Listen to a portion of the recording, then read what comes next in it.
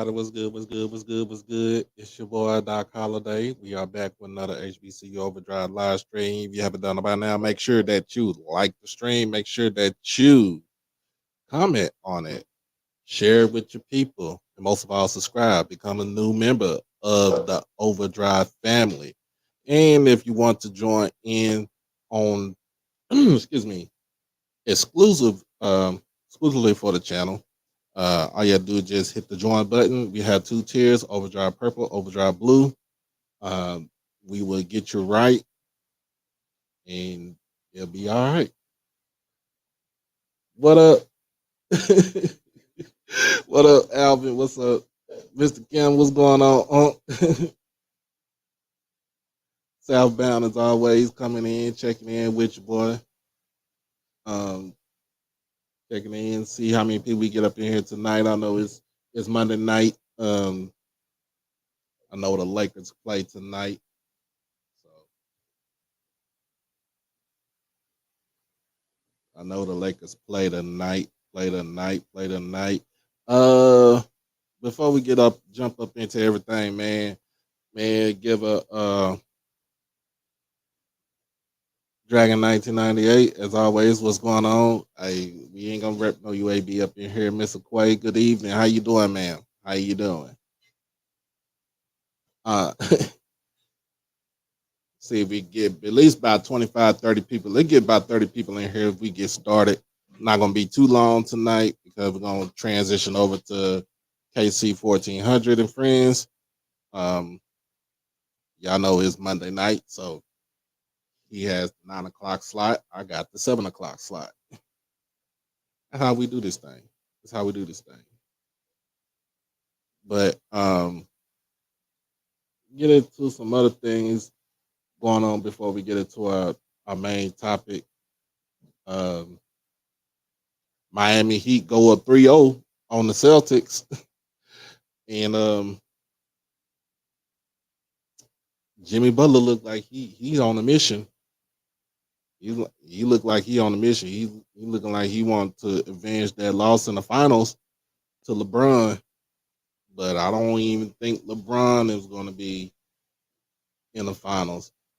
If they can come down from 3-0,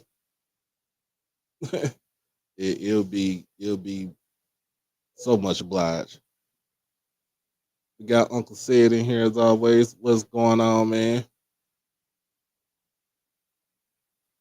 But the Heat is up on the Celtics 3-0. As we already know, the Nuggets are up on the Lakers 3-0. So they are trying to go ahead and sweep the Lakers up under the rug and send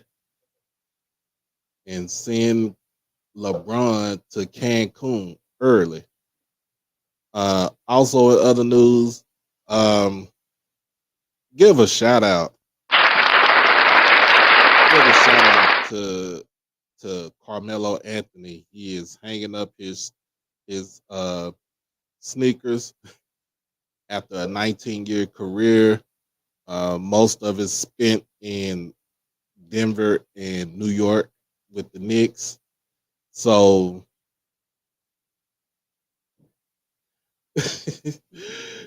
so we gonna give him his proper due because my man scored is a 20,000 point score. Also, he went to Oak Hill Academy and he won a national championship at Syracuse. So he's done it all. The only thing I don't think he hasn't done is win an NBA title, but he does have multiple gold medals with the Olympic team. And I think he's the all-time leading scorer, too, for the United States basketball team also. So that's great accomplishment for Anthony as he passes legacy on to his son, Kyan, who is pretty much almost going to be a beast in high school. He's at Christ the King in New York City. I think he's going to be a beast when he gets into his full body. You know, you got your dad as a as a hooper, but not only as a NBA All Star, but to be honest, he's going to be a Hall of Famer, regardless. I don't care what anybody say. He's going to be a Hall of Famer altogether. It's good that he's teaching him the ropes, and it's showing that you don't have to live through me. If you love doing this, let me teach you. Let me train you to know so you can get your mind right and your body right, because it's a grind. It is a grind. So so I'm gonna give it up to Carmelo one more time for um ending it on his time. Yeah, Melo first ballot Hall of Famer. The top three in the 2003 class is pretty much Hall of Fame. First ballot Hall of Fame. Dwayne Wade first ballot Hall of Fame. Chris Bosh, um, he's first ballot Hall of Fame. Carmelo, when his time comes, first ballot Hall of Fame. Yeah, when LeBron comes, his time comes, first ballot Hall of Fame. It doesn't even matter. It doesn't even matter. They are first ballot.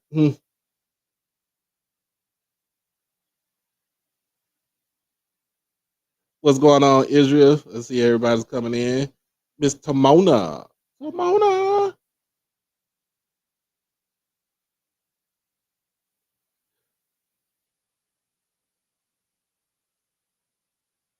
I feel you. I feel you. It all depends. It all depends. It all depends how we. It all depends how this shakes out, y'all. So I'm not gonna jump into no conclusions because I don't want to give nobody no cannon fodder. I don't want to give nobody no ammo to try to take me out on this thing right here. Um, so it's all good. We just gonna keep it to ourselves, y'all. Like the stream as you enter, fam. Thank you. Thank you. Another thing, Wednesday. Well, let me before we go there. Tomorrow, I will be setting up an interview with George McCorley, transfer receiver from Portland State. I will have him on the show on Tuesday night.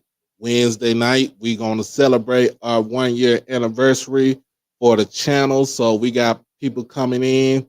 We got people coming on. My original co-host, Brian from Canada, going to be on the show with me. Try to get my boy Sean on here, see if he's going to come in. Come in. This is a celebration. Got a lot. I'm going to see if I can get some more people, not even just to be on the show, but just to say, hey, thank you for having a platform for all of us that we can, sit back and listen to, watch what you do as far as giving out your takes for sports, politics, whatever you want, culture, whatever it is. So if you know some people that I had interviewed already, hit them up. Hit them up. Hit them up. Hit them up. But anyway, we is up to 30, so let's get into it. Let's get into it. This is HBCU Tonight, episode 11, and we already know, should the OBC, aka the Orange Blossom Classic, or to us as the Jackson State University, the Blue Blossom Classic, should it be relocated from Miami, Florida? Should it be relocated from Miami, Florida? Now, a lot of people are gonna say no, because why? We're both schools are contractually obligated to play in this classic. Now, this is our last year for this classic, but after that doesn't mean that we can say we're not want to play in Florida. um, but the reason why this comes about, the reason why it came about, and I like to thank the person who asked the question, Miss Lillian. How you doing? How you doing? Miss Lillian asked the question to us on Twitter. She asked, "Should it be moved because of what we talked about last week? We were on DeSantis signing that anti-DEI bill in the state of Florida. Basically trying to you basically getting away with getting away from diversity and inclusion and equality. The meaning that point blank, your ass want to be white again. That's all it is. You want it to be white. You want your university to be white. You don't want to be taught anything that you per se have put upon minorities, especially African Americans. And since you are in Florida, you have a bigger Hispanic population. Now, Disney, aka Mickey Mouse, done put the gangster move on them by dissolving the $1 billion in jobs of a it's supposed to be something that they were supposed to going to be building, and it was going to be about $1 billion. Now that was going to bring over 2,000 jobs to that that joint venture right there. Now because Disney said, "F you, we gonna pull out." You put your state in a you DeSantis put the state in somewhat of a quagmire because of the fact that you signed a bill that was anti diversity. The main thing is the diversity and the inclusion. Now, equality, yes, we're gonna say for equality, but too many people gonna say it ain't too much equal or anything. But the diversity and the inclusion are the main things that we're gonna you focus on. Um, and that's the reason why we've had a lot of people talk about, well, when it comes to the um, fraternity and sororities in the state of Florida, because um, of course the D9 is a diversity, equality, inclusion organization. They don't discriminate. They don't discriminate. That's the whole thing about it. Um, but I would say this. I would say this. Ron DeSantis is not doing any justice for his state. Um, what he's going to do with this is also going to hurt the tourism business. And the reason why we say it hurts the tourism business is because people want to go to Miami. People want to go to St. Pete. People want to go to Destin, Florida. They want to go to Jacksonville. They want to go to Daytona. They want to go to these beaches. They want to go to Key West. But because you signed the bill, now people are deciding like, I don't want to go because they're not being diverse. They're not being inclusive. They're not being equal. That's the main thing right there. They're not being equal. Why should I go here and spend my hard-earned money in a state where they're not gonna treat me right? Why should I go there? Why should I go visit this state? Why should I? It's gonna to me. It's this all that whole bill is it's gonna hurt the economy of Florida, and it's going to.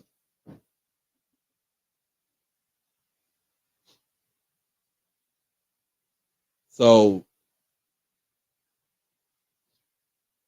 so the main thing is if I'm Jackson State and if I'm Florida A&M, we play this game every year. Okay, we've been playing this game for the last 3 years in Miami, Florida. The first Sunday of September. I'm looking at this and I'm saying, Why should we be in here? Why should we play this game? Why should we entertain? And I'm not saying entertain our fans, but why should we entertain the state of Florida? Why? I mean, I'm just asking. Why should we entertain the state of Florida? Because they don't care. They don't care. If they did, they would have. If they did, they would have not. He would not have signed the bill.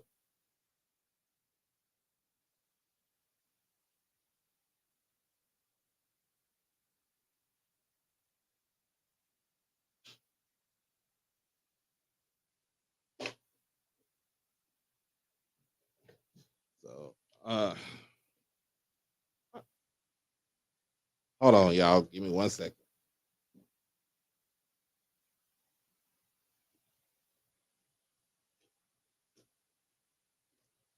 Doing doing fatherly duties. And let me I'm gonna see. I just got a hit from a good friend of mine, Mr. Earl Kitchens. He was on the show before. I'm going to see if I can send him a link to the show. That way he can give his opinion about what we talking about today.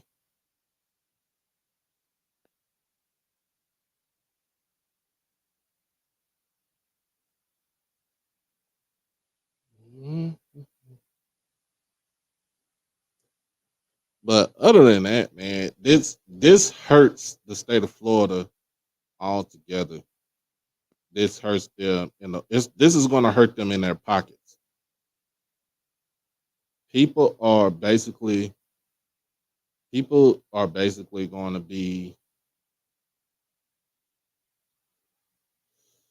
they basically control. I mean, they control their dollars. They control the money. They control the flow of wealth that comes to your to your state.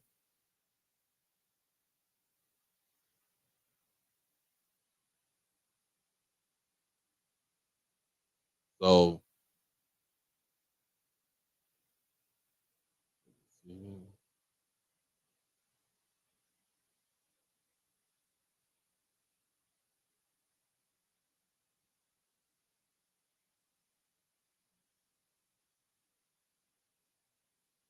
right, so let me see. I'm gonna read some of these.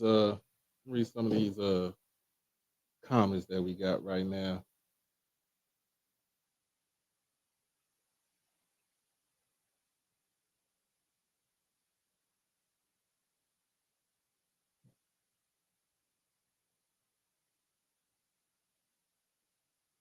All right. Let's see. Alvin said need to have the game to come to Jacktown. After this season, it'll be back in Jackson, and then it goes back to a home and home.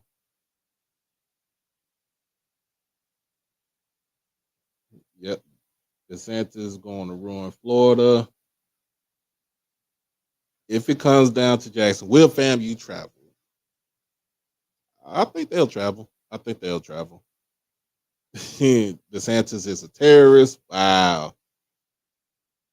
I ain't gonna say I go that far, but you know what I'm saying. What he doing, he ain't doing to please the people of his own state.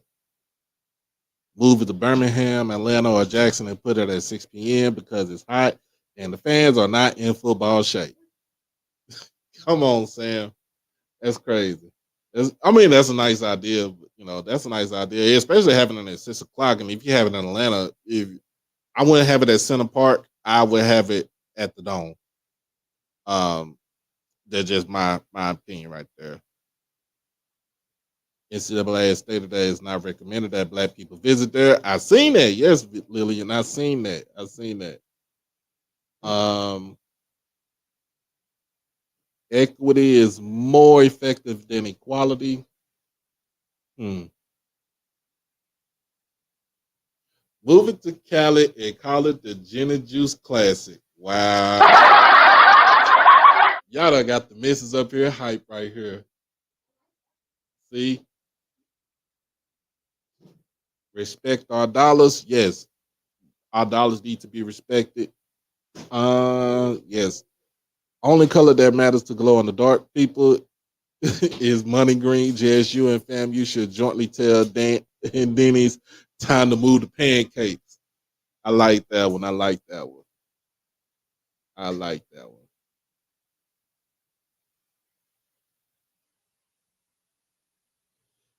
Santos doesn't care. He's looking after a certain demographic. He is. He is. I'm. We not gonna. I'm not sugarcoating nothing. He's looking after that. Let's see. Must be disciplined enough to practice group economics and circulate the dollar in our community. That is correct. Yes, that is correct. I like that. I like that. My only concern with moving it is that FAMU is in Florida and the Satan, I spelled it. Yeah, you spelled it correctly. I like it. Could come back and retaliate against the school. They don't want to do that. They really don't want to do that. Because if they do that, then the SWAC jumps in. Um, then the board of trustees jump in for Florida A&M, and he does not want to go to. He does not want to go to battle with that. Um,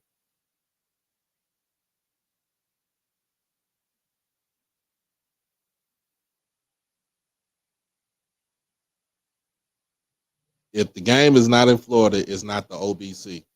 I mean, it's true. It's true. But what I'm saying is because this is still a right now, it's still a classic. We understand it.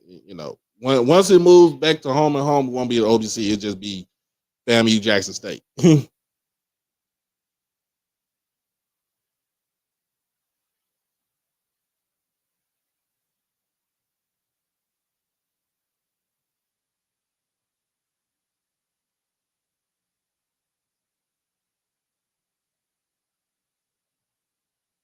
We have equality now. The difference is having the same opportunity. I like that. That is correct. I get what everybody's saying. I get what everybody's saying. Let me go ahead and I'm gonna jump into a brief commercial. We'll be back in just a second, y'all. In 1 minute. Be right back. HBCU Overdrive is proudly sponsored by WeWorkForEverything.org.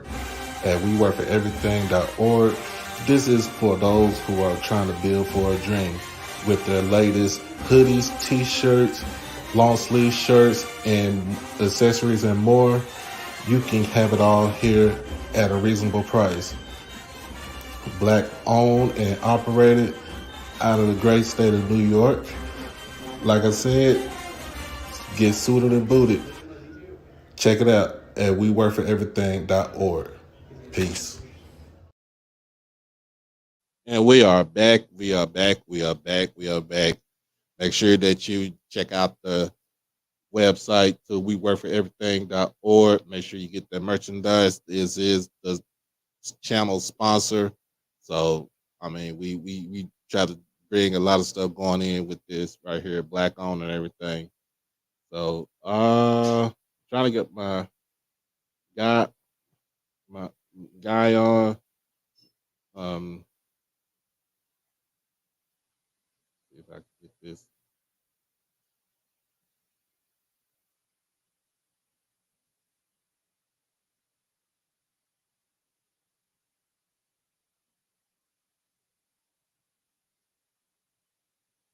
All right.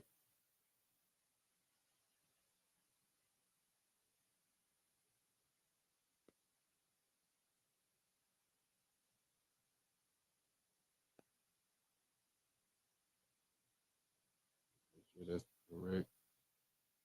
All right.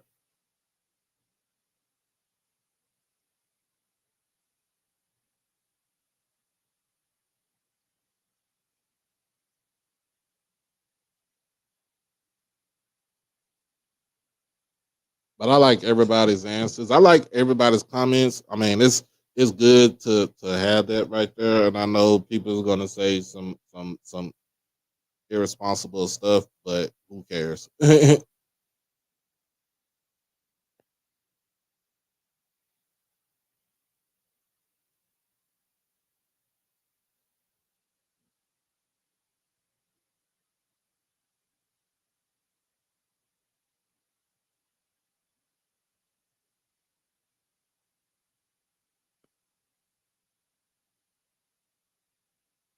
Mm.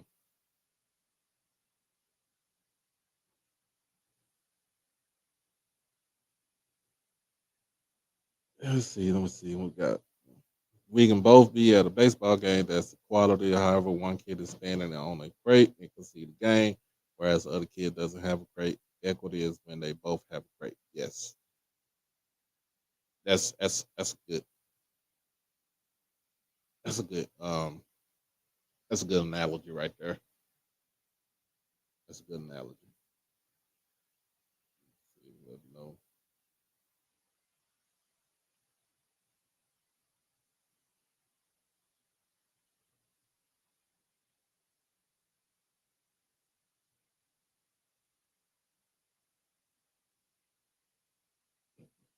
And there's another thing I want to talk about too. Oh Lord, I want to get into this afterwards after we get jump. I mean, finish this off because on three about to have me blow a damn head gasket.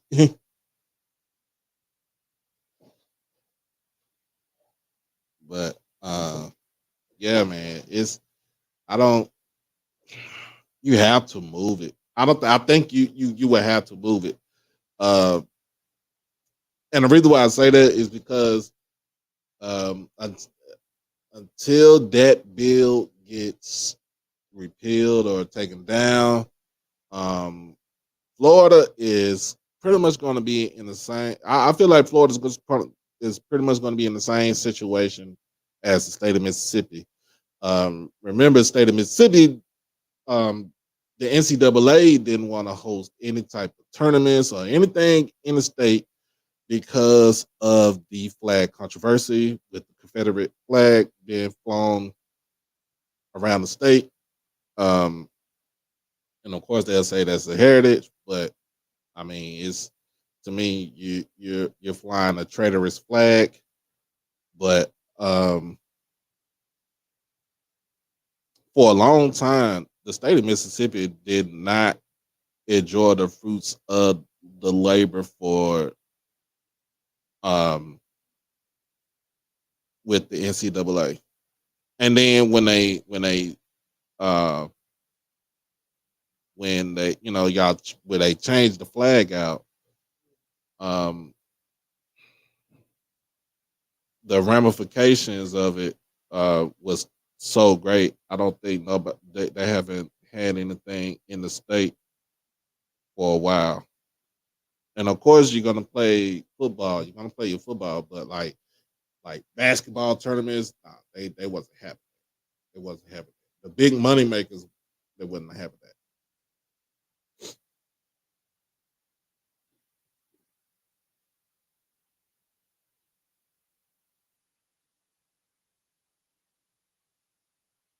Mm.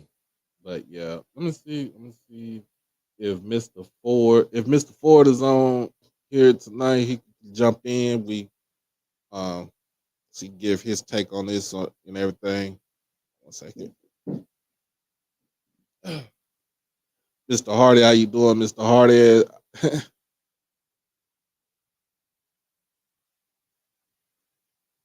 um, but yeah, I mean that's my take. Um, if you move it, where you move it to? As far as just still being a classic, where do you move it to? Where that's the main thing. Because after this contract is up, it goes back to home and home. But does Jackson State want to go to Florida to FAMU and play FAMU in Florida and at home?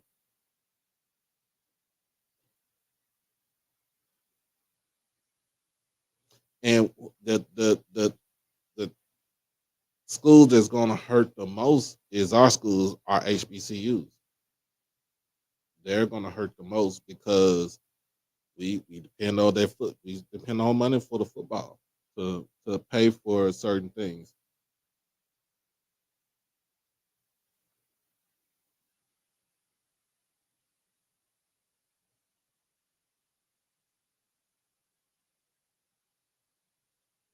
And I understand. I feel you on that. Nothing will cure it till FAMU joins the discussion.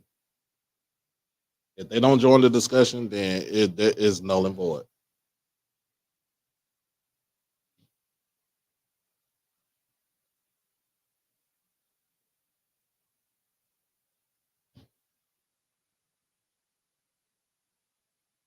You said moving to Chicago. Hmm.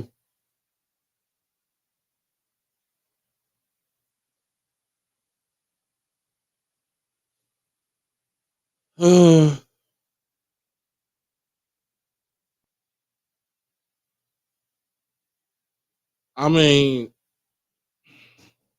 I'm gonna say it like this: being that I live in a state that's pretty much you drive 8 hours to the border and you right there. Um, the migrant, the migrant families coming up in the United States. I mean, it's pretty much almost equal to what DeSantis has done, but in a sense, in a sense, I mean, I can't really point that. I can't really pinpoint that right there because I'm just going straight off what we talking about as far as like with what DeSantis signed into bill into law last week.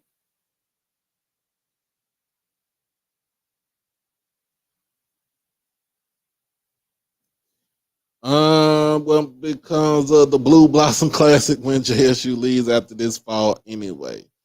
Well, because of the classic, I mean, it's still gonna be a classic unless they get Famu to play somebody else in that classic. But when it comes between Jackson State and FAMU, it'll just be home and home. It'll be a home and home route, series. Um, I mean, because they still in our division, that we're still division foes. We play each other. The only knock about it is I don't like how we play each other in the first game of the year instead of towards the middle or the well, I would say the end because we play Alcorn at the end and they play Bethune at in the Florida Classic. And that's another classic we need to look at too. It might mess up that Florida Classic with that bill because you're I don't think DeSantis even thought about the ramifications and the repercussions of what he signed into play. He, like you said, he's playing it to a base. He's appealing to a base um, that basically is pretty much is pretty much they got him in his back they got him in his back pocket.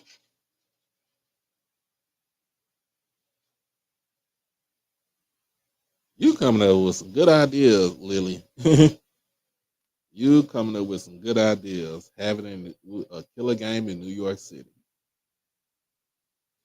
We will move this game to Chicago, but you already got the Chicago class, the Windy City Classic coming up, and that's Central State and Valley. So,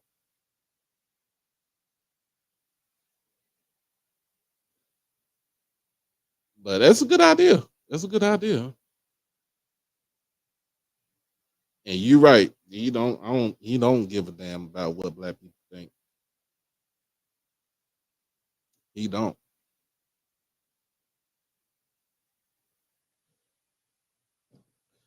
It's kind of funny though. If he was originally from the state of Florida, he should know that Florida is a melting pot. Um, um you wasn't the first people to be there, and you sure ain't gonna be the last. See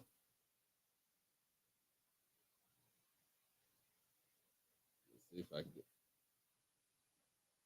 But if anybody want to voice their opinion, I do have the link in the stream. I mean, in the chat, you can come up, voice your opinion, voice your concern.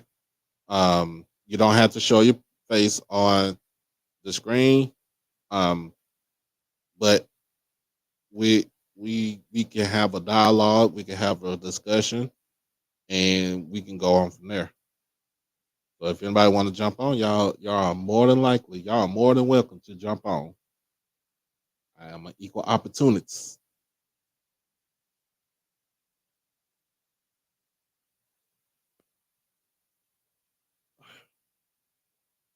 But I know some other things as far as I know some other things as far as going on, what's going on. Um,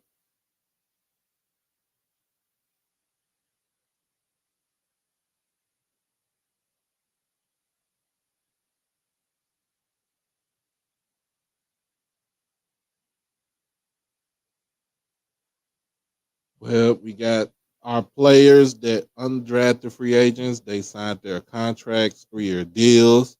Uh, I know Isaiah Land, 'cause I'm a Cowboys fan. Isaiah Land signed his contract, 3 years, $3 million. I think his signing bonus was 100, probably like 120,000. Shaq Davis, of course, he had the highest signing bonus for all undrafted free agents at 211,000. Aubrey Miller signed his deal. 3 years, 2.9. His signing bonus was 111,000. You looked at it. Mark Evans signed his undrafted free agent deal today.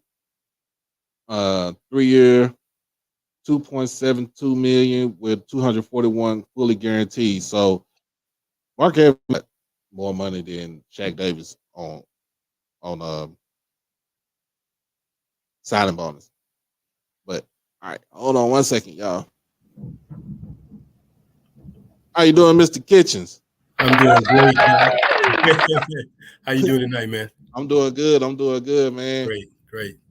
So the question, the topic for tonight is, should the OBC be relocated? And I know this is the last year for the OBC with contractually for Jackson State of FAMU, but because of what Ron DeSantis signed into law last week in the state of Florida, should it be relocated, and where you think it should be relocated? Well, if you relocated it, are we talking about relocating it to another state? Because then you lose the tenure of what the OBC stands for, which is the Orange Blossom Classic, which is relatively something connected to the state of Florida and the industry that the state has always had here in the state of Florida. So if we're talking about moving to another state, that's a totally different discussion. If we're talking about moving into another city, that is definitely something to consider. Okay. Uh, so what do you think as far as with the anti DEI bill that DeSantis? What are your thoughts about this, about that deal? Well, I'm very saddened that we have a governor in the state of Florida who has put politics into so many things to convolute so many issues here in the state as his platform and as what he wants to do. I wish we didn't have to have that. Uh, Anytime someone wants to take on major businesses or take on colleges and tell them what they should and shouldn't do, when you have all these things rolled up into to someone who's politically motivated but wants to be a leader, it seems hypocritical. So I'm not pleased with anything that this man has been doing over the last 3 to 4 months or the last year. And I'm sorry that his time is not up any sooner than what it is. And unfortunately, the state passed a law recently where he can keep his job as governor while he runs for presidency. Where once upon a time, if you decided to run for presidency, you had to give up that job. But because the Republicans run the state house, the Senate, and the governor mansion, they're doing what they want to do, and they're following his lead. And for those people who believe like he thinks they believe or wants to believe, it's a sad day in the state of Florida, and it's unfortunate that we have to deal with these type of circumstances. And I just wish we didn't have to deal with it. Right. Yeah. I mean, because to me, when you said um, with that bill, that law that they signed, that's pretty much more of a dictatorship in a sense. Yeah, yeah. I mean, you could look at it from that way: autocracy, dictatorship. Uh, a man's power struck. He's greedy, powerfully. Recently, the Florida NAACP sent out an alert to people to tell them don't come to Florida. Mm-hmm. Don't come to Florida because of the things that this governor has put into place and the things that they're going to do. The slightest little thing could possibly cause you some problems, or could cause you to go to jail, or could cause you to be fined, or a combination of all of them. Teachers are losing jobs, or being having jobs taken away from them because of some of the things they're trying to do from a teaching perspective. When you challenge a company like Disney, Yeah. that really speaks of the type of person you are. Why would politics need to get involved with big business, and then to run the threat that he might build a prison next to the Disney property, just because they won't go along with his "don't say woke"? I'm sorry, "don't say gay" Right. mantra. Disney has always been a very diverse company. They've always been that. They will always be that. You can't ask them to change from who they are simply because you don't like their politics or you don't like what they're doing. So Mm-hmm. again, this man to me is just power struck, and he believes that what he's saying and doing is right, and it is for those people who believe like him. Yeah.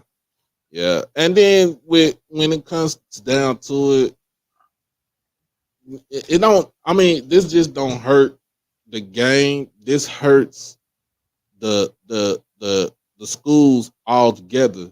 And we're not just talking about our HBCUs. We're talking about every school in the state of Florida.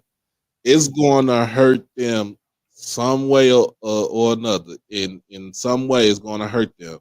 Like I said, we're talking about University of Florida, Florida State, University of Miami, Central Florida, South Florida, FAU, FIU. Yep, you talk. Barry. Mhm.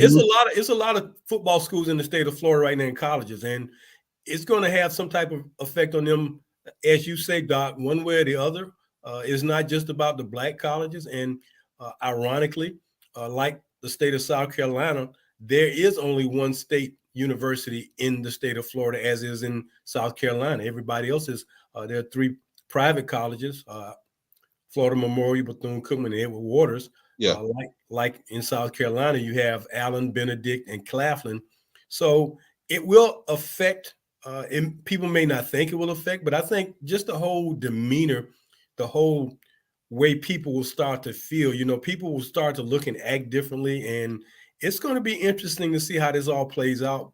And, we're just going to have to kind of wait and see what's going to happen this upcoming year. But the first shot across the bow is going to set the tone. And after that, you think about how much money.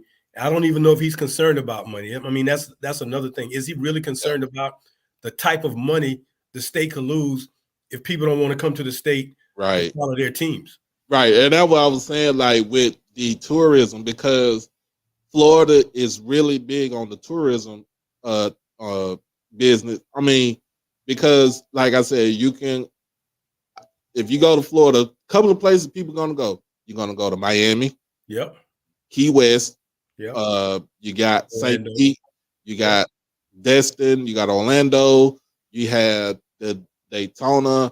Like Tampa. you have Tampa. You have all these places that people want to go because it's a getaway from where we normally stay in. I'm in Texas, so I'm like, do I want to go? We can go to Florida. But now it's like, if I do go, do I spend money here, or do I just change everything altogether? Well, that's interesting, Doc, that you say that, because you in Texas, me in Florida. It's like, well, Texas and Florida have 2 governors that, man, their skew on a lot of things is just so crazy and abstract. I mean, Governor Abbott, I thought about it, it's like, man, would I really want to be in Texas right now? Because he's got some things going on. It's like, man, I don't know about being in Texas right now. So I think we're both kind of in 2 states that you have 2 governors who are doing things kind of along the same lines, and it causes people to have real thoughts about whether or not they want to move or be there or stay there. Recently, I saw something where people are starting to move out of Florida simply because of what the governor is doing here. People don't want to be here. Yeah, and it's like I said, it's going to take a hit. It's going to take a hit in your population. It's going to take the hit in your schools populations because of the simple fact that You're not going to teach. You don't want them to teach anything about diversity. You don't want them to teach anything about equality and inclusion and what they call critical race theory, because it's not critical race theory. It's about Black history. It's our history that you. If it wasn't for this, we wouldn't have we wouldn't have this history in the first place. This is true. And the history, well, it's not critical race theory, Doc. It's American history, period. Right. That's all it is. And for people who don't want to face the facts of what American history has been for Black people and other minorities, Native Americans, you really are very biased. You're very hypocritical. You don't want people to call you white supremacist. You don't want people to call you racist. But you take on this aura, you take on this persona of being that if you want to shut down and say, well, we can't talk about race because of things that happened. Well, it happened. Things happen. So we living in some real crazy times right now. But I'm gonna go back to your initial question, because something occurred to me that if for the sake of continuing the game, before they put it back in Miami, and because Florida A&M University basically owns, I would say, the rights to the game, I would think that when I was working in Tallahassee, I thought that if we're not going to play the game in Miami anymore, let's move the game to Tallahassee and make it like a second homecoming. Okay. You could have it just that way, but I would be afraid for the game to be in Tallahassee with a governor there who would, have some issues. But to move it out of the state, we're going to always go back to where will we move it out of the state? And, in the South, the first place that comes up is where? Well, let's take it to Atlanta. Mm-hmm. Maybe so. It's like saying, well, the Florida-Georgia game. Yeah. And for the life of me, I don't understand why Georgia won't ever want to host a game in Georgia. I don't understand that. I'm like, you can make more in Atlanta than you ever make here in Jacksonville, but they don't seem to want to do that. But if I had to move the game out of state, that would be a consideration. I wouldn't want to go too far north. So my options for doing that is really kind of locked in. Maybe Atlanta. I don't know where else, because you're going to need about a stadium that's going to hold at least 40,000 people. Right. So where else could we possibly go if we take it out of Florida? If we moved it from Miami, the next option for me would be to have it in Orlando. Okay. At Camping World Stadium? Exactly. Okay. Yeah. Okay. And the thing about it is, to me, is like, if you get down with it, do you hit them in the pockets?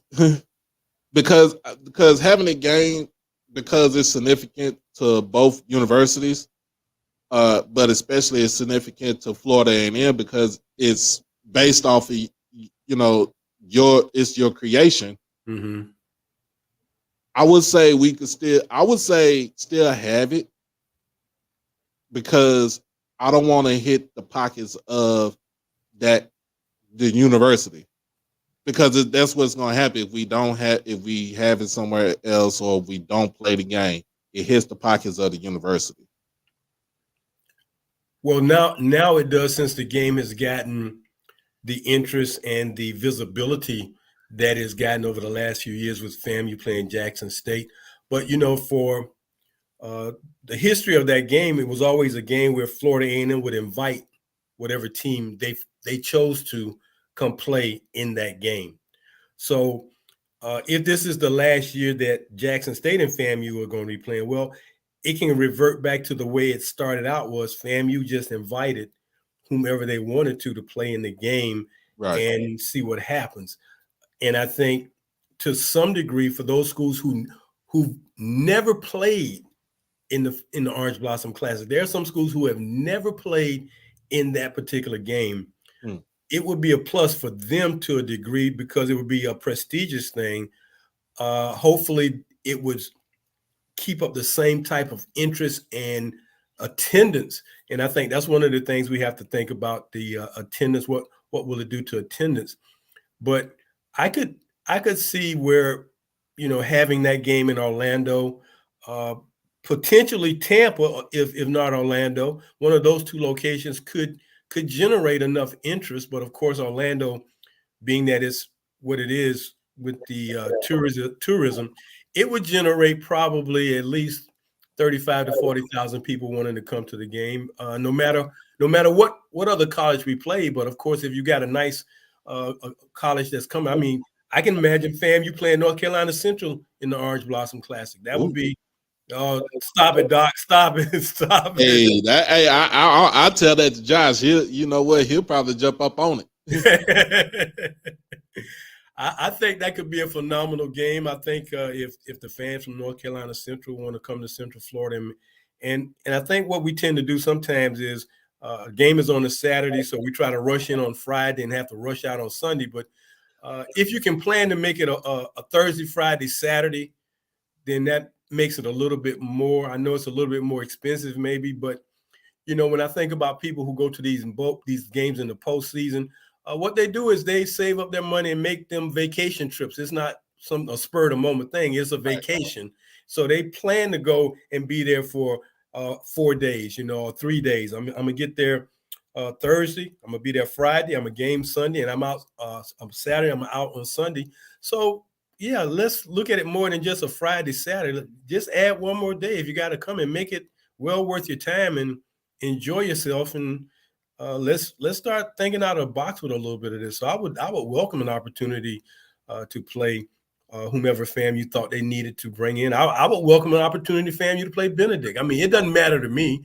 I just think the exposure of it, the history of the game, and the legacy of the game deserves for everybody who has potentially not ever played in that game to have an opportunity to do that. And I think that would be great. Okay, so one more question. Yeah. What do you think is going to happen now, since because this bill became turned is law now in the state of Florida? What do you think? Are there going to be any type of court, sending it to like a higher court to actually have this law repealed, where it can actually go all the way up to the state Supreme Court? Or are we just going to be dealing with now, like, okay, he signed it into law, this is what we got to deal with? I would say there might be some efforts to want to take it to the Florida Supreme Court. And until that happens, we're just going to have to deal with it as it is until the House and the Senate go back to being maybe Democratic.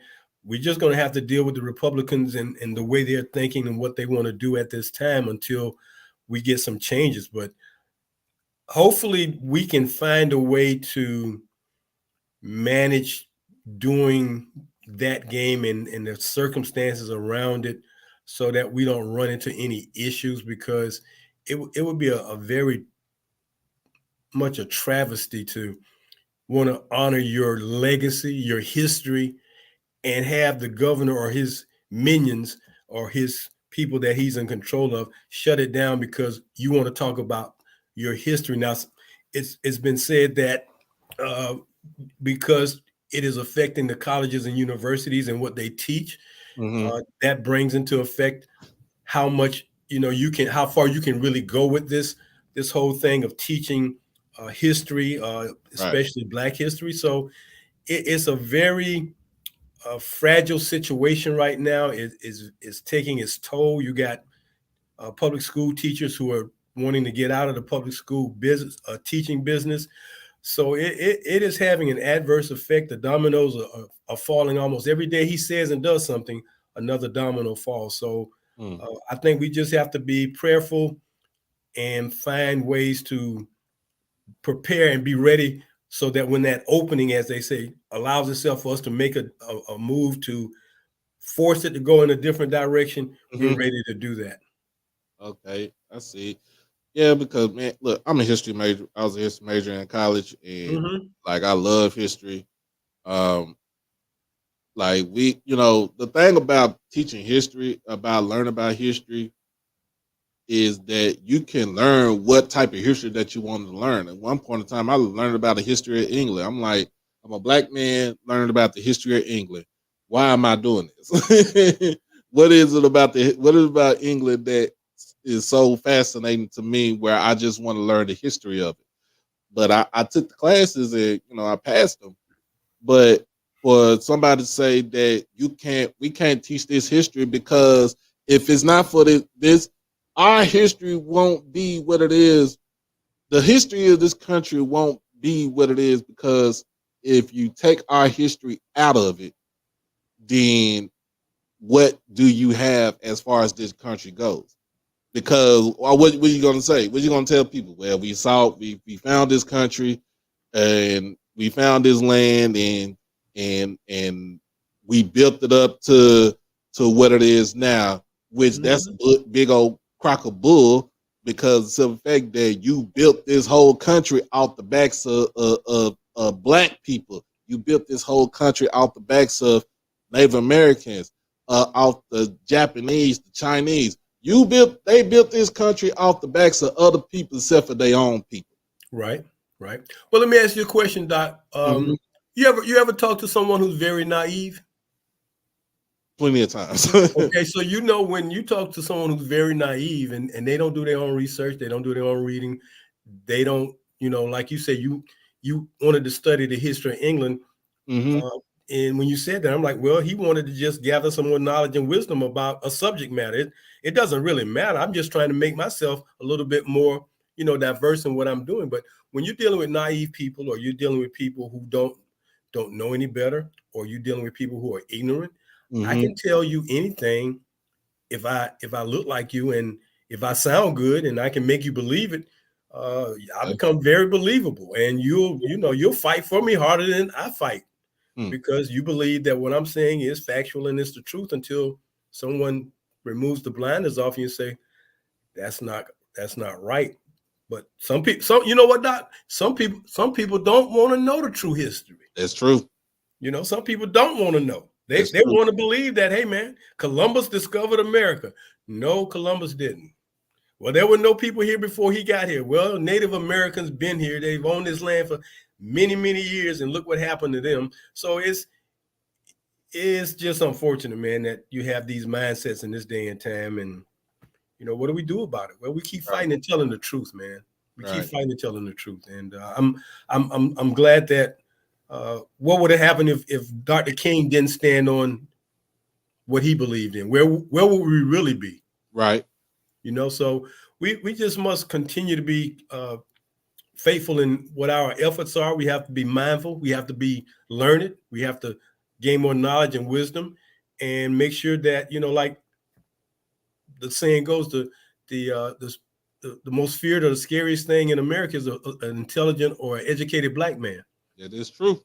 And when we are educated people and we know what we're talking about, like they tell us, you can't take knowledge away from me, man. There's no way you can do that. Right. So we just got to keep fighting. And I appreciate young men like yourself, man.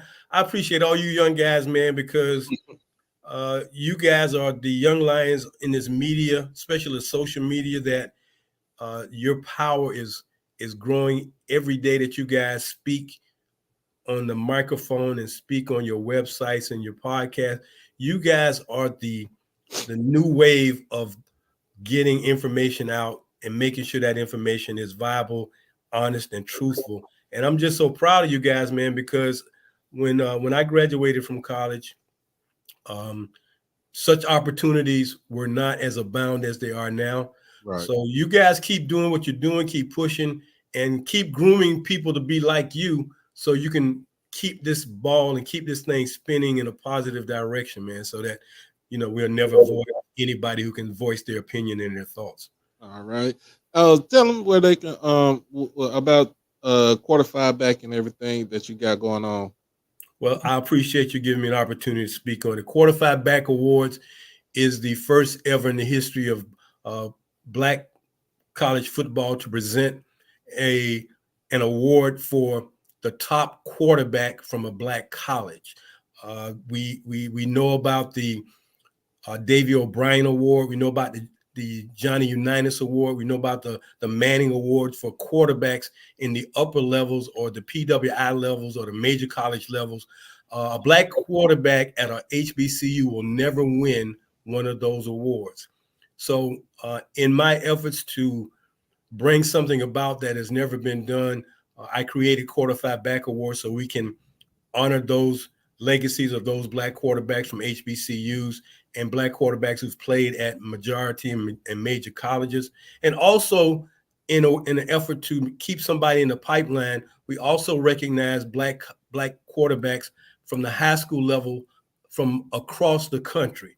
So Shadua Sanders won it for the HBCUs, and Prentice Nolan out of Fairburn, Georgia, Langston Hughes High won it for the high schools. And we're just honored and proud of that, that we can make this happen. I feel that God placed this on me to do. This is my mission. This is my ministry, if you will. So if anyone is interested, we have a podcast called The Forgotten Quarterbacks. You can catch it on Amazon or Spotify. Our website is Quarter, PHI, back, like a fraternity. That's why it's named that, Quarterfied Back, because it's like a fraternity. And you can go to quarterfiedback.com. You can click on our blog and check our newsletter out. And Doc, hopefully, if we're strong enough to get through the next couple of months, we're looking forward to some new and interesting media opportunity that'll come forth our way, hopefully in August, just before football season starts. So I don't want to give too many things out right now, but we're looking forward to. So anyone who was interested in learning more about black quarterbacks, go to the website. You can also get the book, The Forgotten QBs, that I wrote about a year and a half ago that talks about the black quarterbacks from 1903 to 1990. All right. And to let everybody know he's a rattler too. So, you know what I'm saying? He a rattler. So he gonna strike. They gonna strike and strike and strike again. That's what y'all say, right? That's what we do. That's what we do. All right, man. Thank you, Mr. Kitchens. Doc, I appreciate you, man. Thank you so much. And continue to do what you're doing, man. And love you for what you do, man. And stay strong in everything you're doing. All right. Thank you, sir. All right, man. Take care. Mm-hmm. Hey, man, y'all got it. Y'all got it here first. Y'all got it from first. So that was a good interview. That tells me everything that I needs to know about, you know, certain things. And maybe we shouldn't move this game because I don't want, you know, we don't want the ramifications of it hurting the university as far as Florida A&M. But, you know what I'm saying? But push comes to shove, we got to do what we got to do. And that's how I see it. That's how it's going to be played out. That's how it's going to be. But, man, it was a good interview right there. Like I said, tomorrow, Tuesday, I will be interviewing George McCorley. He is the receiver that's transferring in from Portland State, going to Jackson State. He will be on the show tomorrow evening. And then on Wednesday, it is the celebration. Celebration. It is the celebration. It is the celebration of 1 year with the channel, 1 year with this platform that I have right here. So hopefully we can get many guests, and we're gonna try to do an actual fundraiser for the channel. So make sure that you have your wallets ready. Make sure that you have your minds open, and make sure we can celebrate all together on Wednesday night.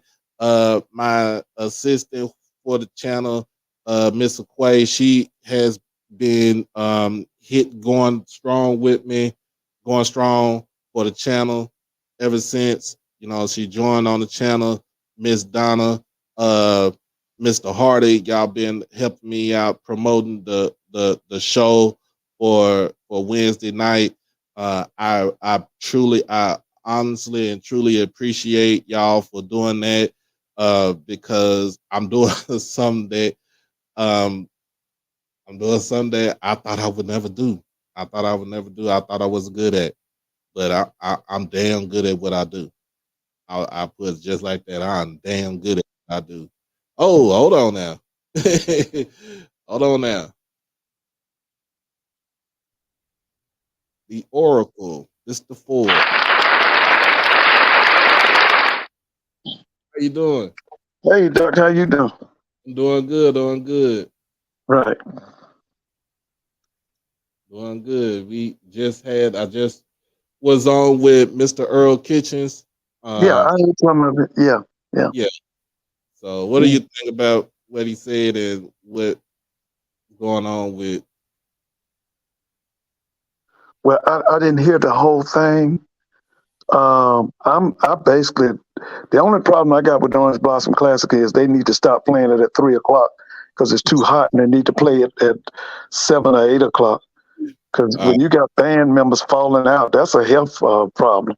yeah, that is Uh, but as far as DeSantis, listen, governors and presidents are mouthpieces. They do a lot of talking.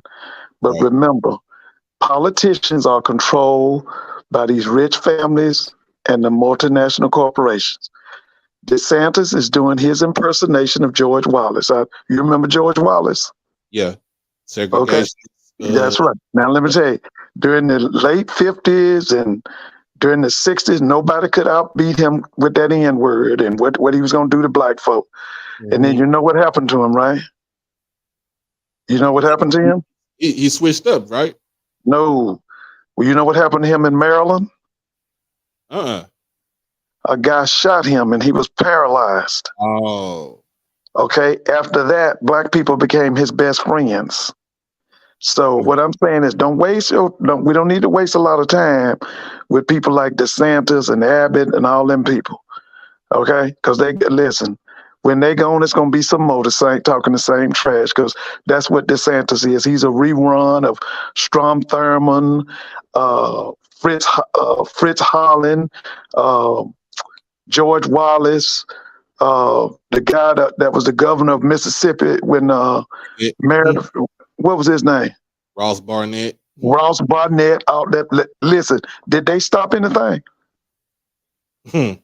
Okay, so don't waste your time with them people doing all that talk. Okay, but yeah, that's what I'd like to see with that Orange Blossom Classic is to move it tonight because it don't. Were you at the game last year? Nah, we was broadcasting it. Yeah, several FAMU band members because they had them in the sun. They fell out. Yeah. They need Yeah. to move that game, huh? Last year was a hot year, especially Yeah, because I told you when I went to the Arlington Classic, right. TSU and Southern. Yeah, yeah. They had the jukebox in the sun, and it was so hot because they was in full uniform. They had to go in the tunnel for like a whole quarter before it was time for them to come on the field. Listen, It was that hot. we're in the South. September, you talking about 80 to 90 degrees. When I was coming up, the black colleges played at night. I really don't like the day games. Now, I mean, it doesn't matter when you're in a dome, that kind of stuff. I'm not Right. saying that, but when you sitting out there in that hot sun, you got it on that heavy band uniform, and it's 90 degrees, and you can play the game at night. Now, that's my problem with the Orange Blossom Classic. Stop playing at 3 o'clock and play at 7:30 to 8 o'clock. That Hmm. should be your kickoff. Yeah. But as far as moving it, they don't have to move that game. That game is fine. Listen, let me tell you something. You take a guy like DeSantis doing all that talking and all that, I guarantee you, before it's all over, they're gonna come up with something illegal that he's doing. You watch and see. Hmm. They're gonna find out. Somebody like Rachel Maddow and them gonna tell you something illegal that he's doing. Yeah. Yeah. So no, the Orange Blossom Classic don't have to go nowhere. Yeah. But my thing about it too is, people, I'm hearing, like we said, the NCAA, the NAACP for Florida is telling black people not to come to the state. You tell people not to come to a state, and you hit them in their pockets. To me, I feel like when you hit certain places in their pockets, and the governor sees that his economy is dwindling, he is going to have an about face. Well, let me say this. Here in Georgia, we got a governor that says he wants guns everywhere. He wants guns in the churches. He wants guns in the restaurants. He wants guns in the school. Now, do we cancel the SWAC MEAC challenge? Do we cancel the Celebration Bowl? Because Governor Kemp is passing all these foolish laws in Georgia. Mm-hmm. Do we cancel everything in Georgia? Nah. Okay. Nah. Okay. Because that's what he wants. He's already said he wants guns everywhere. He don't want no background checks. He wants felons to be able to get, which they are getting guns. Mm-hmm. Okay. That's right here in Georgia now. I think with what you saying with Kemp, I just think like he don't want to rock that boat. that money train is in Atlanta. Listen, all of them guys from that DeSantis and the Abbott you talking about, all of them get millions from Smith and Wesson, from the NRA, from the company that makes the Glock. We know that, okay? Mm-hmm. But we have to understand that we can't change everything because of these politicians now. Because I'm going to be honest with you. You were talking about studying government and stuff. One of the things I tell people all the time, study economics. Yeah. The president don't run this country. Theodore Roosevelt told you that. One of the biggest heartbreakers for him was when he became president, he found out that Andrew Carnegie, Henry Ford, and John Rockefeller had far more power than he had, and he was the president of the United States. So we have to understand now, those people in these government positions, they are mouthpieces, okay? The true power in this country is with those banking families, okay? Now, those banking families print money. Joe Biden doesn't print money, does he? Nah. Okay, all right.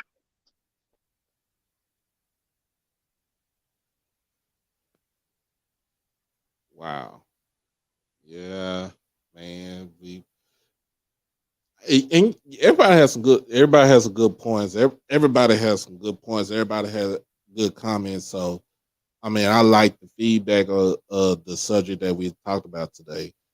But like I said, if it wasn't for Miss Lillian asked me this question on Twitter yesterday, and I kind of dawned on it last night, and I thought about it. I got on the bus this morning to get to work, and I was like, okay, so this is what we're gonna talk about tonight.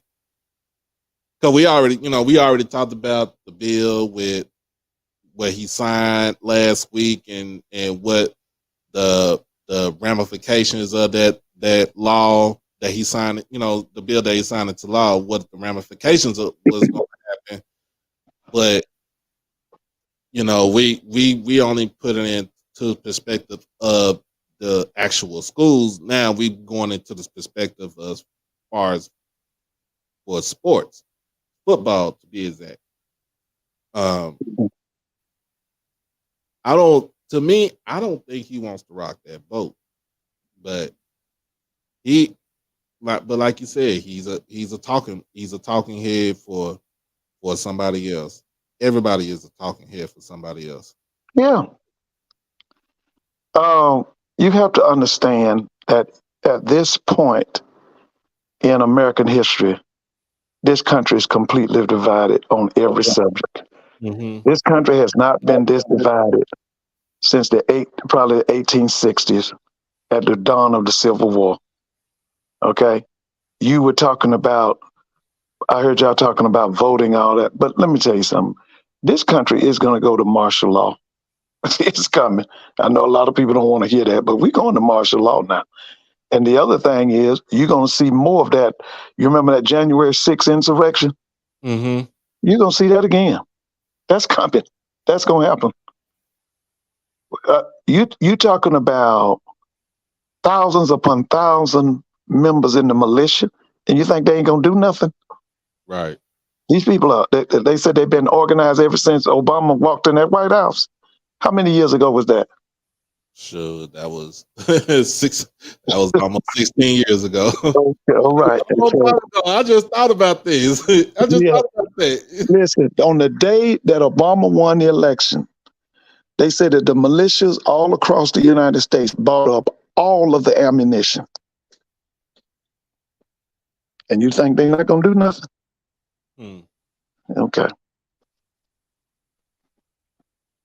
Yeah, I and it's crazy. It's a crazy world that we live in.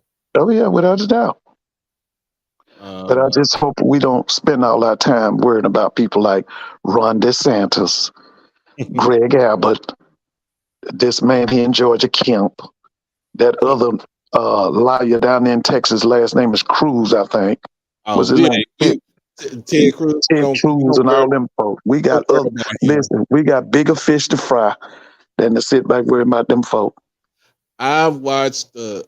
I sent the clip to my homeboy, and it's of our Congresswoman, Jasmine Crockett.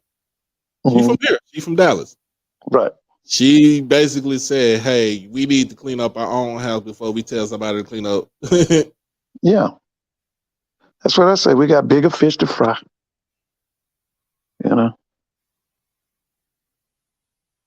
like I told you before, we spend in our community, let's stop spending all that money on prostitution. Let's stop spending all that money on illegal drugs and uh, them other things we doing on pornography. How about us acquiring land? They got so much land here in Georgia and South Georgia up for sale. Why we can't go in as a block group and buy that land? Hmm. Okay.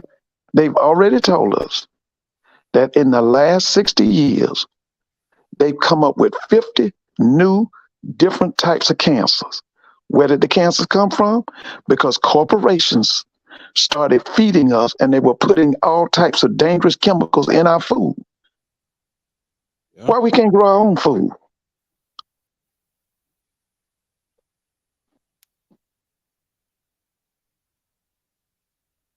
yeah, that's true. You know how much land is for sale in South Georgia?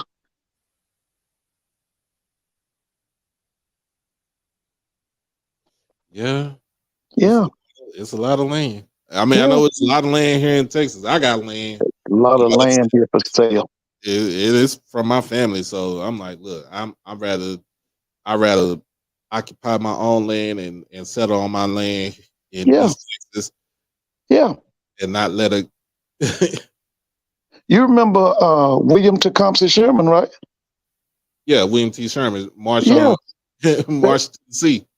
Listen, he said, give them field order 15. Field order 15. Now we call it 40 acres and a mule. Basically, the mule was not, that's mythical. But he Right. said 40 acres. Give the blacks, the individual blacks, 40 acres. Mm-hmm. And what killed that was when they put that bullet in Abraham Lincoln's head. And Andrew Johnson took over. And he said, no way. So if he was thinking that way in the 1860s, why we haven't done that by now? Why is it that all of us don't own at least 40 acres of land? Here's a white man wanted us to have 40 acres of the land. We don't want it for ourselves. That's something to say right there. It's something to think about too. That's something to think It was about. called Field Order 15. That's what it was called. You can look it up. Field Order 15. It went out the door when they killed Lincoln. And he went straight down from through Atlanta to Savannah. And burnt everything in sight. Yeah. It was called the March to the Sea. Yeah, man. We got some things. I know we got some things coming up. Like I said, I got the receiver that transferred in from Portland State coming in tomorrow. Mm-hmm. On the show tomorrow, so I'm gonna talk to him tomorrow. And then we got our 1 year anniversary for the channel on Wednesday. So try to get trying to get some things together for Wednesday night and try to get a fundraiser together So try to get some more things because I'm still trying to get my media pass so I could go to the swag media day this summer. So I want to try to be legit with this thing. I don't think that'll be a problem. You blowing up, man. Everybody, Doc, they know you. I don't think that's going to be a problem. So yeah, we try to do some big things up in here. So we got Blue up in here tonight. Hey, Blue, did you get a chance to look at that young man from Oklahoma that Southern is pursuing? The quarterback, right? Yeah. Isn't his name Bowen? He was a second string. He's from Bishop Gorman in Vegas. Because I looked at him, I thought that boy had some arm talent, and the first thing I said was, "Listen, them kind of kids like that, they do well under Dooley. Dooley does well with them kind of kids. I'm telling you. When he gets that Power 5 kid that can play, he does well with them." Right. Yeah. All right. Yep. They said, well, my guy Lando say he's good, but he's raw. So you gotta. That's the kid from Oklahoma. Mm-hmm. Okay. Well, let me just say this: what I always say, third and fourth string in Power 5 is All American in HBCU for sports. Devontae Kincaid, I think, was third or fourth string at Ole Miss. He comes to Grambling and takes over the conference for 2 years. He 1-1 in the Celebration Bowl. He gave the SWAC its only win in the Celebration Bowl.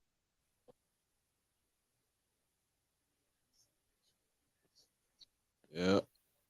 We'll see. We'll see what happens this season. We'll see. Yeah. Oh, yeah. But I'm about to shut this thing down because I have to get a thing tonight. So I was trying to rush to get up in here because my bus was running late getting off of work. So he said he committed to Charlotte. Oh, he committed to Charlotte. Probably gave him a nice NIL deal. And by the way, Doc, y'all hosted a big, I think it was an AAU tournament in Irving, Texas this weekend. Oh, yeah. Yeah, I heard they had the little 8th, 9th, the young boys down there, and I heard there was a lot of talent in Irving, Texas this weekend. And I missed it then. My niece graduated yesterday from South Oak Cliff. Oh yeah. Hey, where is Larry Johnson now? Is he back in Dallas or where is he now? Yeah, he's in Dallas. He's here in Dallas. Okay, so he doesn't do anything with the NBA? Nah, he's chilling. His son was playing college ball though. His son was playing down at Stephen F. Foster. Oh, for real? Is he as good as Larry?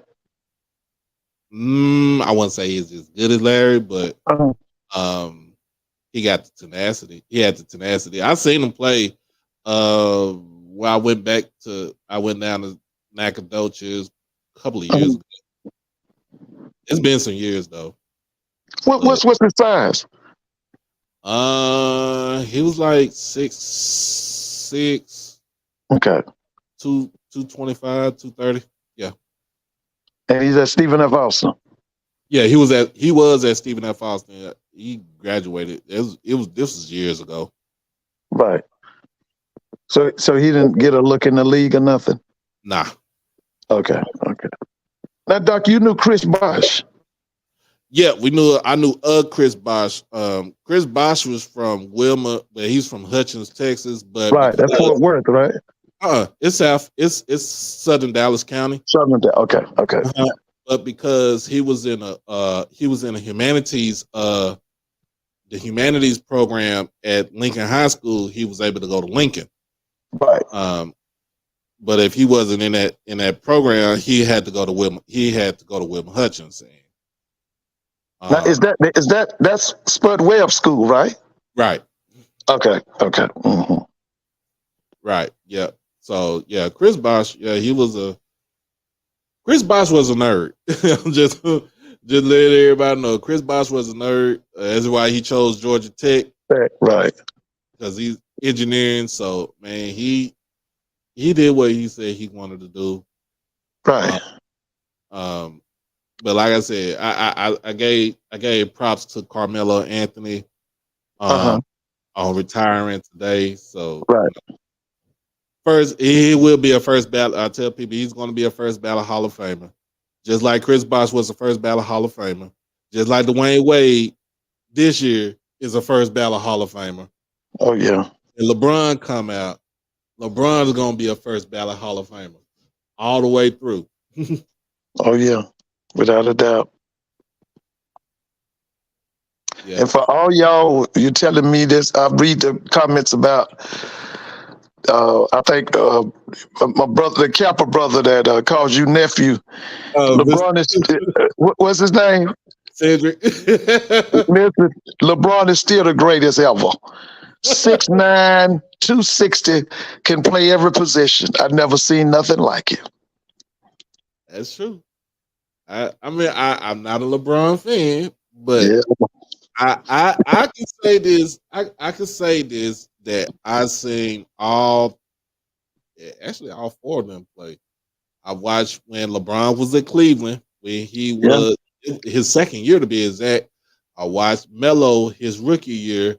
I seen and I seen Chris Bosh came to Dallas his rookie year also. So I had a chance to see all, and Dwayne Wade too. I had a chance to see all four of those guys. Yeah. Now, did Carmelo? Did he ever? I know he won an NCAA championship at Syracuse. Mm-hmm. Did he ever win a championship in the NBA? He didn't. He just was a high scorer, right? High scorer. Yeah. Okay. I think what happened with Carmelo, the back end of the next years robbed him of his playing ability. Like that front end when he came in, he brought New York back to life. He was on the D'Antonio. Who was his coach? No, he was on the Mike Woodson. He was on the Mike Woodson. Okay. Yeah, then D'Antonio. Okay. But some of those years was the Knicks robbed him the latter part of his years. Well, the thing, one excuse he has is that the Knicks were owned by James Dolan, who doesn't give a you-know-what about the Knicks. All he wanted was to own Madison Square Garden. And if you own Madison Square Garden, you automatically own the Knicks. So he does have an excuse that he had probably the worst owner in professional sports, other than that guy with the Commanders. What was his name? He used to own the Redskins. What was his name? Dan Snyder. He was awful too. Yeah, Dan Snyder. Yeah, he's awful. But yeah, he had a Hall of Fame career, because he's done it on. He's been successful on every level: high school, college, professional. And he's from New York. Where was what's Carmelo's hometown? Carmelo's hometown. He was born in Brooklyn, but his hometown is Baltimore. So now, did he go to Dunbar? What was his high school?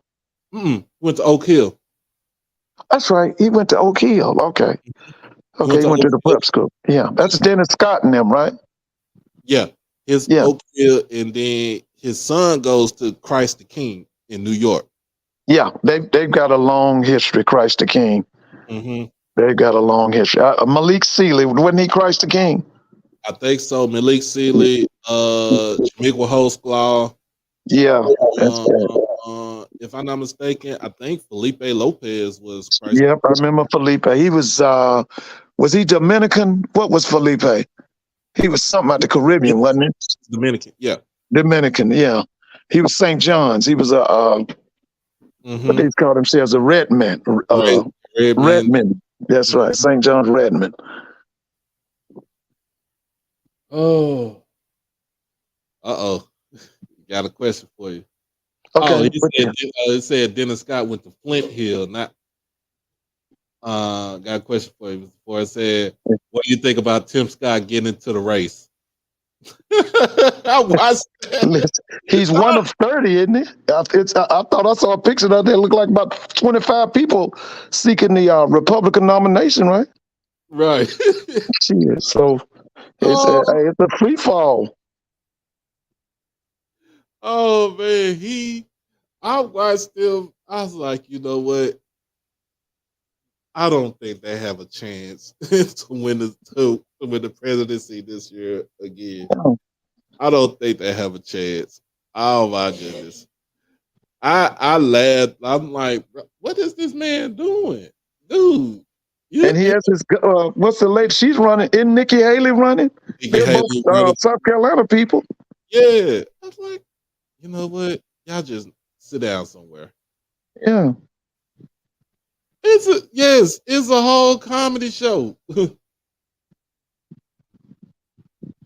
It's a whole comedy show. That's what I looked at it. That's why I look at it. Like, dude, nobody's not about to take you seriously. You not Obama. I like Lisa with Obama. Obama has swag. He talked the talk. He walked the walk. Even though, yes, he was a talking piece for the for the country. Well, actually, he was supported by that bank out of New York, not Chase Manhattan. That bank, I can't think of it now. It's a big investment bank out of New York. They gave him $500 million the first time he ran and gave him $1 billion the second time he ran. Most of the people in his administration came from that bank. Are you talking about Goldman Sachs? Goldman Sachs, yeah. That's what he had behind him, Goldman Sachs.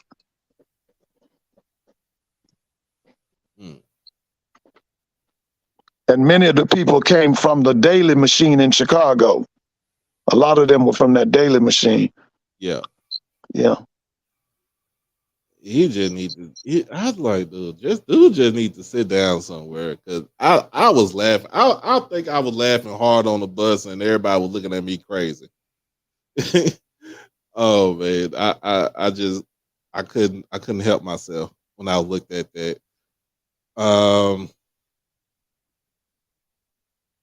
We got updates. We got an update on the Lakers game right now. Yeah, I'm looking at it. 59-46. I'm hoping they throw this game so the Lakers will get another game. Hope they can fix it.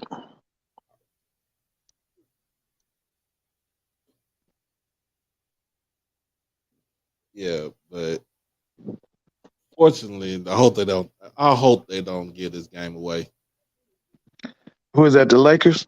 Yeah, the missus looking at me like, yeah, she looking at me like it's Lake Show in here, baby. Well, the thing is, usually the networks want it to go at least 6 games. So hopefully, they can fix it so we can see. This is game 4, right? Yeah, game 4. Maybe they can fix it so we can see 2 more games. Yeah. Well, at least LeBron not blowing layups like he was in game 2. Oh no, they let's see. So they'll go back to Denver when would it be Wednesday? I think it'll be Wednesday. Wednesday, okay. They'll go back to Denver Wednesday. Now, Doc, did you read the stuff about the ACC meeting? Because I want to swap they've come up with a plan, and they're saying in the ACC now, your payout is going to be determined by the number of championships you win. I want the SWAC to adopt that model. I thought that's a great model. Did you hear about that? Because 7 teams threatened the ACC at that meeting about leaving it. The main 2 talking about leaving was Clemson and it was Clemson, Florida State, but it was 7 teams talking about leaving the ACC. But they come up with a plan where your payout will be determined by the number of championships. What do you think about the SWAC doing that?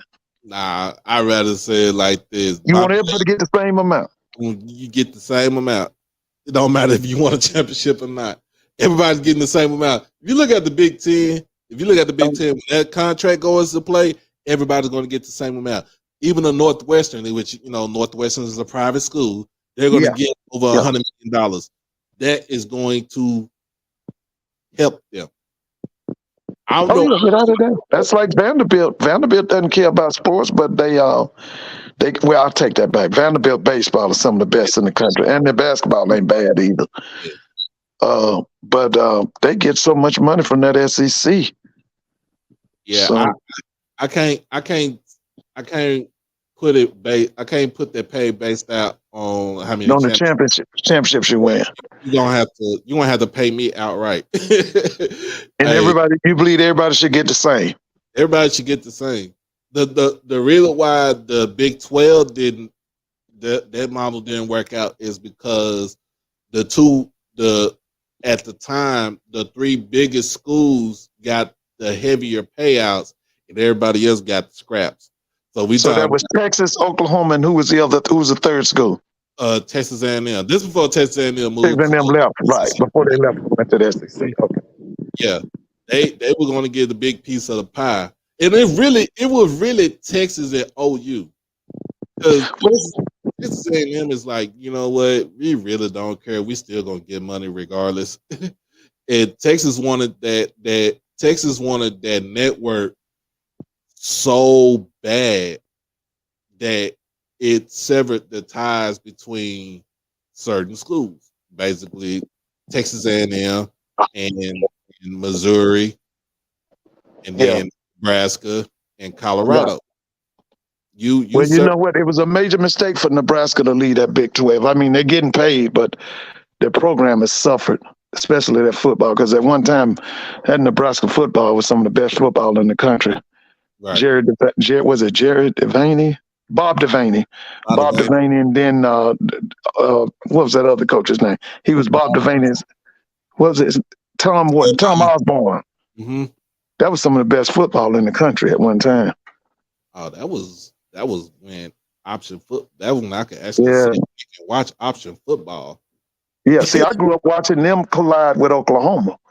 They had a guy named Jerry Taggy. They had what's that guy? Jeff McKinney, Rich Glover, Jerry Patowski. I think it was Jerry Patowski. This was the early 70s, man. They used to battle it out with Oklahoma. Yeah, but I mean, I was looking at that, like, I was kind of reading that a little bit about the teams threatening to lead the conference for the ACC. Right. I'm like, shit, let them go. Because you ain't did nothing anyway. You haven't did nothing. The football is terrible. You're right. But see, the thing is, they're saying that their payout will be so much lower than the payout from the Big Ten and the payout from the SEC. And see, they the third largest conference in the country. I'm about to say, you better take your ass back to the drawing board and start negotiating. And that was my next question to you. Doc, what are you hearing about new ideas coming out of the SWAC conference office? Are we just going to rest on our laurels? Are you hearing anything new? What's going on? I haven't heard anything new yet, but hopefully the conference is doing, they're coming up with some ideas, some things where it can, it can actually give the conference a boost. So somebody asked you about the other day, and I feel strongly about this. If you're going to win the Commissioner's Cup, you should get at least $50,000 to $100,000. The conference should give you a $50,000 to $100,000. If you got the best athletic program in the SWAC, you should be compensated for that. I think so. I think it's something that they can look at. Yeah. But I sit down and listen, Doc, you know, I hear you always bragging about history, and I have to go along with you on that because I'm a history major too. Now, one thing in America, ain't never been no equality on nothing.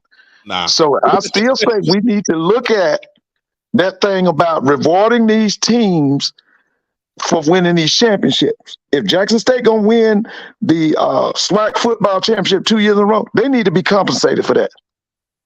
And whoever wins that basketball championship needs to be compensated. Whoever wins the baseball, track and field needs to be compensated. We got to do it. I like it. I like it. I like it.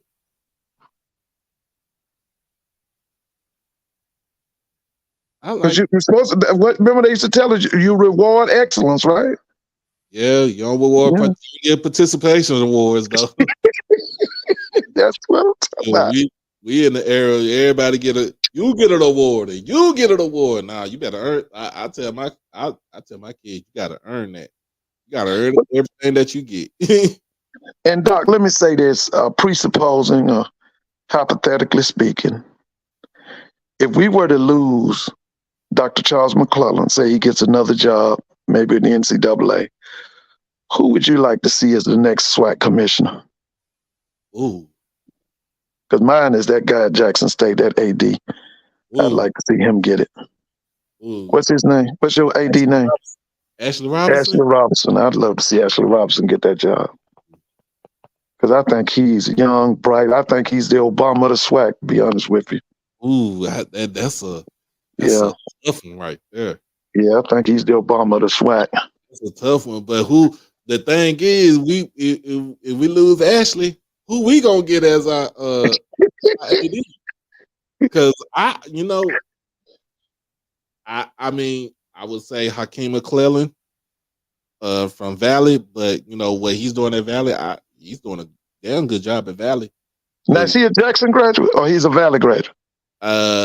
McClellan is a Valley graduate. Valley graduate. Okay. Yeah, I've heard about him. Mr. Mona was saying he's doing some good things. She was talking about him the other night. Doing some great things down there. Yeah, he's doing some great things down there. But I don't know, man. Like, you got to get somebody that's. I feel like if we had to get another AD, you got to get somebody that's pretty much on the same level as Ashley. Hey, what happened to? Remember, y'all had this sister. She left and went to Alabama State. I thought she did a great job at Jackson. You know what I'm talking about? I can't remember her name. She was like the women's AD or women's coordinator. She left and went to Alabama State. Do you know who I'm talking about? See if anybody put her name in the chat. She went over to Alabama State. She would be a good candidate, I think. If Ashley were to leave. I don't know. It's just like you just got it. Like, to me, it's like replacing a legend. You got to get somebody that's equally or better than AD Robinson. Like, for real. Yeah. Listen, now, back when I was in Grambling, y'all's AD was named Dr. Walter Reed, wasn't it? Do you remember him? Dr. Walter Reed? That name sound familiar. And then somebody in the chat, do y'all remember him? He was he left and went to FAMU. He was the AD at Jackson for many years, and then he left and went to Florida A&M. See if anybody putting the thing in the chat on him. I just want to know where is he? Is he still with us? Or he was really good. His last name was Reed. Anybody putting the thing in the chat? I haven't seen nobody in the chat yet, but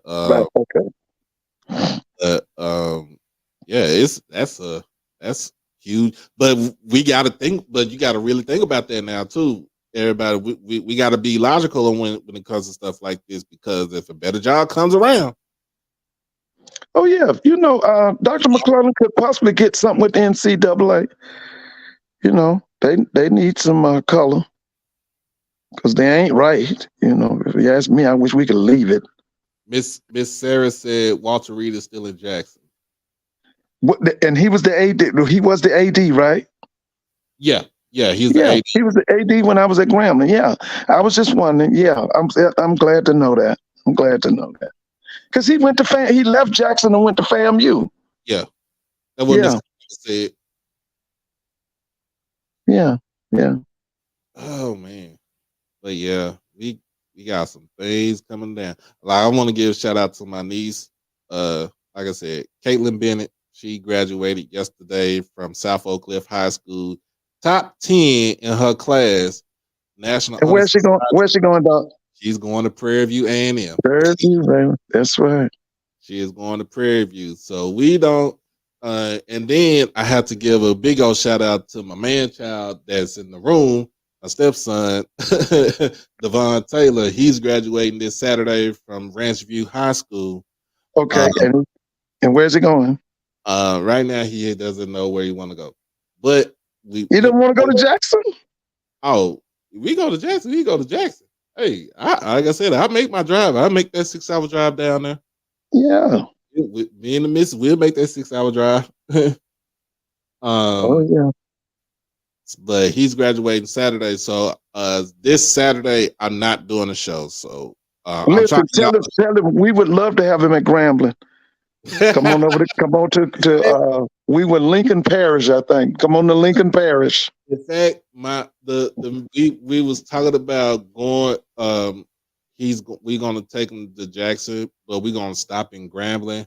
Yeah, actually see Grambling around and look at the school and stuff. See, yeah. So now, how far? Now, how many hours? That's because I know that's I-20 from Dallas to Grambling, right? Mm-hmm. Yeah. How many hours are we talking? What, 2? From my house? To Grambling. 4 hours and 30 minutes, 4.5 hours. Right. Okay. All right. Because I remember that was actually it's 4 hours. Because once you get to Shreveport, when you get out of Shreveport, it ain't no but like 45 minutes. Yeah, because when I was at Grambling, that was a big thing. Was when Grambling would meet Prairie View in Dallas at the Cotton Bowl. That was a big thing. Yeah, it still is. Yeah, that was a big thing, man. Man, that was the first one I saw. It was 68,000, man. It was 68,000 in there. Before they even, this is before they even enclosed the whole stadium. Yeah. The upper decks, you just have half of the upper decks on both sides, but when that game used to be so packed. Yes, and it was a night game. It was a night game. It was a night game. Even when Prairie was losing, the game would still be packed. But it would be packed, man. At the halftime, everybody chunked the deuces and be out there in the fair and try to go to the club and stuff. Yeah, it was packed. I'll never forget it. Yeah, matter of fact, the night I went was the night that Coach Robinson broke Bear Bryant's record. That was the game I went to. Man. Yep, that was the game. Oh man, but yeah, we got some good things. But like I just want to say, because like I said, Saturday I'm not doing a show because I'm doing a graduation. We got graduation party. We got my niece graduation party. So we got a lot of things going on. We got a lot of stuff hitting right now. But yeah, we got some things in the same. We got some things going down the line. Doc, can you hear me? Yeah, we can hear you. I can hear you. Listen, remind everybody now, the SWAC baseball tournament is here in Atlanta this week. I think they start Wednesday. Championship is on Sunday. Okay. So SWAC baseball tournament this week. Yeah. Georgia Tech. It's at Georgia Tech. The top 4 teams in the West against the top 4 teams in the East. That's right. And I think. This board just cut out. But make sure y'all check that out. If you are in the Atlanta area, over at Georgia Tech, like I said, the top 4 teams of the Western Division, the top 4 teams out of the Eastern Division, going up against each other, see who becomes the SWAC champion to represent in the NCAA baseball tournament.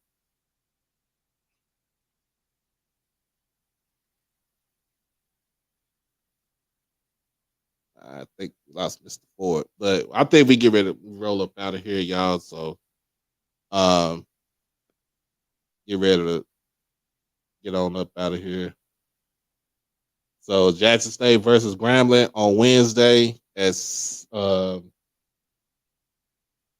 Let me see. Let me see. Let me see. I don't want to give out no bad information. Somebody jump down my head.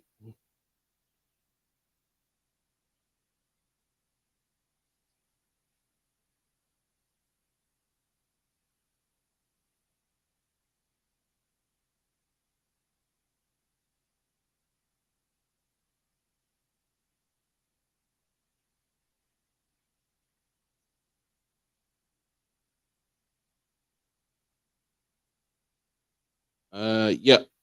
Let's see.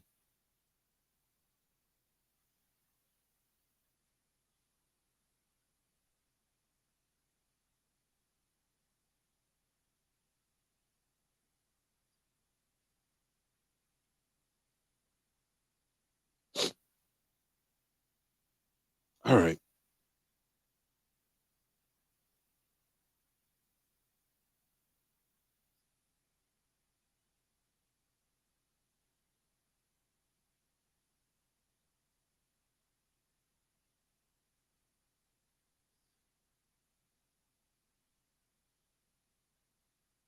Grambling got the number one seed for the West. Texas Southern has the number 2 seed. Southern 3 and Prairie View at 4. Alabama State has the number 1 seed for the East. Bethune-Cookman has the number 2. FAMU number 3, and number 4 is Jackson State. So, yep, Wednesday at 6:00, Grambling versus Jackson State.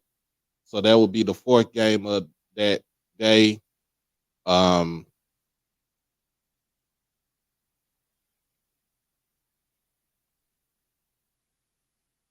Yep.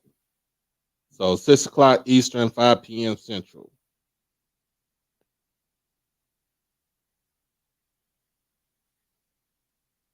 So that's we played Grambling.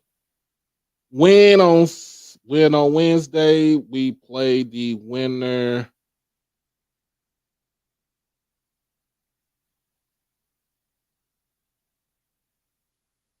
We played the winner of game 2 on Thursday.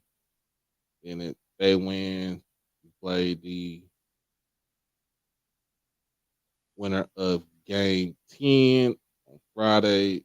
Saturday, you play the loser of game 12, and then the championship game is on the 13th, is May 28th. So no, Southern is the number 3 seed in the West. So they are in the tournament. They are in the tournament. So Southern is the number 3 seed in the West.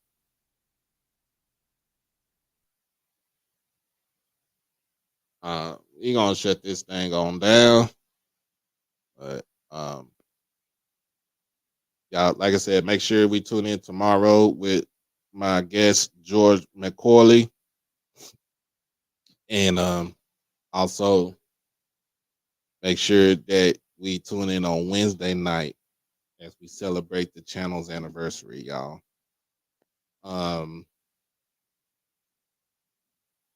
But this is HBCU Tonight in conjunction with HBCU OverDrive, where all HBCUs matter. If you haven't done it by now, make sure that you like the stream, make sure you comment, share, and most of all, subscribe to the channel. We are officially 25 people away from 1,700. Let's get the 25 people to subscribe. We have over 70 people that's watching this show right now. Make sure y'all come in and subscribe, and we're gonna do a big old fundraiser for the celebration on Wednesday. Also, like I said, no show on Saturday. Graduation stuff on Saturday. So, that's pretty much it. Make sure that y'all go check out the merchandise at weworkforeverything.org. Make sure that you hit them up. Make sure that you support this this brother right here because he's been doing good things with his platform and with his apparel, and also just make sure that we stay prayed up, we stay blessed and everything. But y'all be blessed, y'all stay safe, and y'all stay dangerous. We got 3 minutes before Ken Clark goes on live. So y'all make sure y'all make your way over there. I might make my way over there. And we'll be back at it tomorrow, y'all. Peace.